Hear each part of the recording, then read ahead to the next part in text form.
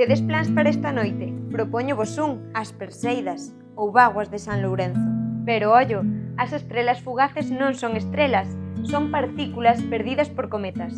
En este caso falamos de fragmentos de pó e rochas que deixa o cometa Swift-Taral mentre se derrete debido á calor do Sol. Os restos son máis pequenos que un grán de area, pero cando entran na atmosfera e se someten a temperaturas moi elevadas, emiten luz propia. Cada ano a Terra pasa por este campo de residuos cósmicos, pero segundo os expertos nesta ocasión poderán verse máis de 100 meteoros por hora. O mellor momento para ver as Perseidas será durante as noites do mércores 11, xoves 12 e venres 13. Como curiosidade, sabes por que se chaman as bágoas de San Lourenzo? Pois porque está próximo ao 10 de agosto, día en que se celebra a festividade polo mártir español que foi queimado en Roma no ano 258.